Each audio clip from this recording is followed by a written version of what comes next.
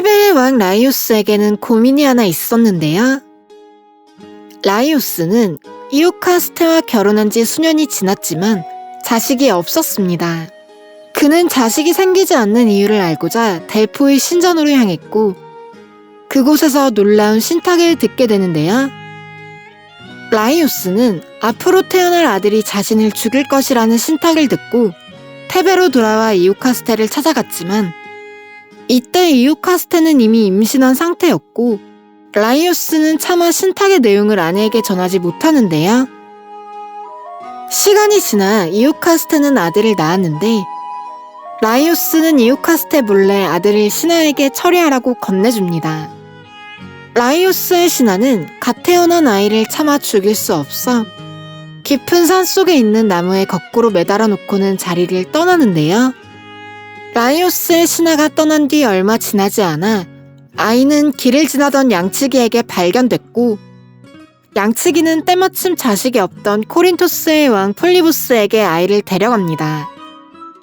폴리부스 왕은 나무에 매달려 있던 탓에 발이 퉁퉁 부은 아이의 이름을 부어있는 발이라는 뜻의 오이디푸스라고 지어주고는 지극정성으로 길렀는데요.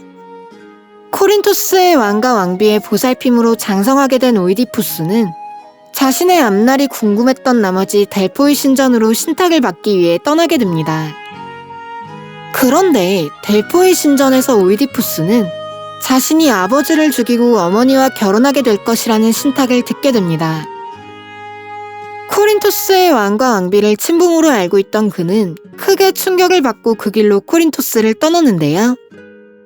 한편 오이디푸스의 친아버지 라이오스는 스핑크스 때문에 골머리를 앓고 있었는데 스핑크스는 상반신은 여자이고 하반신은 사자의 모습으로 오이디푸스를 버린 후 이오카스테를 외면한 채 바람을 피우는 라이오스를 보다 못한 헤라 여신이 테베에 보낸 괴물이었습니다.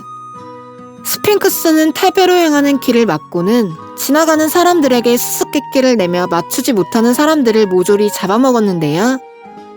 이 때문에 테베는 고립되었고 라이오스는 스핑크스를 해치울 방법을 찾기 위해 델포이 신전으로 향하게 됩니다.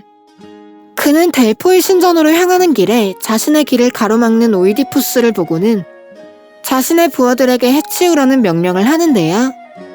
갑자기 자신을 공격하는 라이오스의 부하들을 향해 오이디푸스도 칼을 빼들었고 라이오스의 일행들을 모조리 죽이게 됩니다.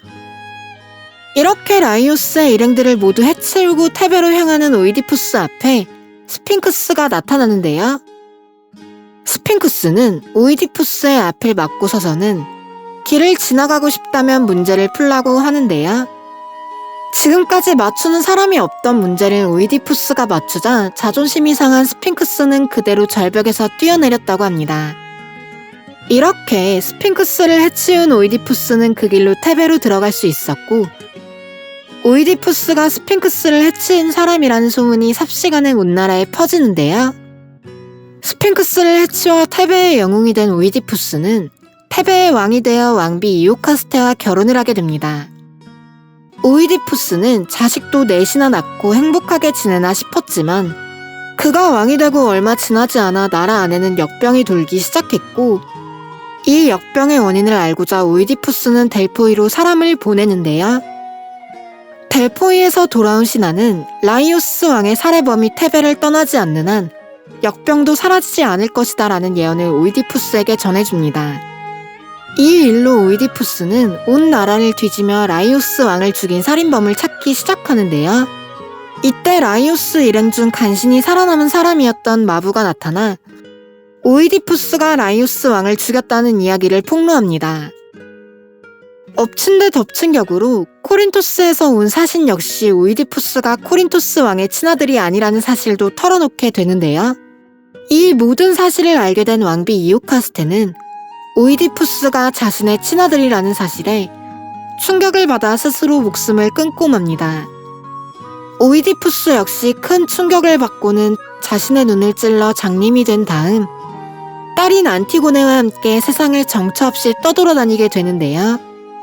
이렇게 방랑하던 오이디푸스는 아테네에서 최후를 맞이하게 되는데 당시 아테네의 왕이었던 테세우스의 곁에서 숨을 거두었다고 합니다.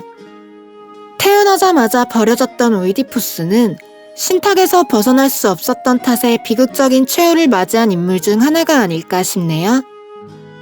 다음 영상이 궁금하시다면 구독과 좋아요, 알림 설정까지 부탁드립니다.